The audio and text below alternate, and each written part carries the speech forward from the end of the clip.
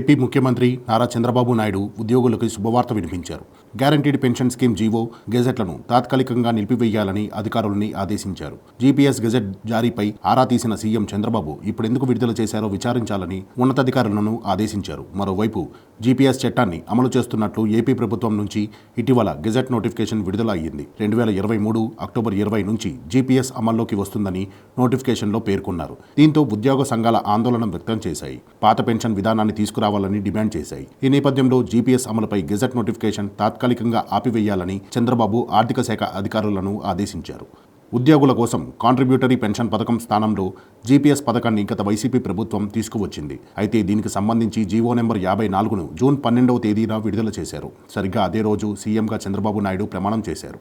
అయితే జీవో విడుదలైన తర్వాత జూలై 12న గెజెట్లో అప్లోడ్ చేశారు. దీంతో ప్రభుత్వ నిర్ణయంపై ఉద్యోగుల ఉపాధ్యాయ సంఘాలు ఆందోళన వ్యక్తం చేశాయి.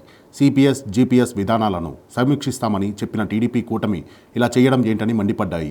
అయితే ఈ గెజెట్తో తమకు సంబంధం లేదని టీడీపీ నేతలు స్పష్టం చేశారు. దీనిపై అప్పటి ఆర్థిక శాఖ కార్యదర్శి సంతకం చేశారని, వైసీపీ ప్రభుత్వంలోనే దీనిని రూపొందించారని తెలిపారు. ఈ క్రమంలోనే జీపీఎస్ జీవో గెజెట్ రద్దు చేయాలని యూటీఎఫ్ సహా ఉద్యోగ సంఘాల నేతలు డిమాండ్ చేశారు. ప్రభుత్వం ఎన్నికల సమయంలో ఇచ్చిన మాట ప్రకారం నడుచుకోవాలని డిమాండ్ చేశారు. ఈ నేపథ్యంలోనే జీపీఎస్ జీవో గెజెట్ తాత్కాలికంగా నిలిపివేయాలని సీఎం చంద్రబాబు నాయుడు అధికారులను ఆదేశించారు. అలాగే గెజెట్ ఇప్పుడెందుకు విడుదల చేశారో విచారణ చేయాలని ఉన్నతాధికారులను చంద్రబాబు ఆదేశించారు.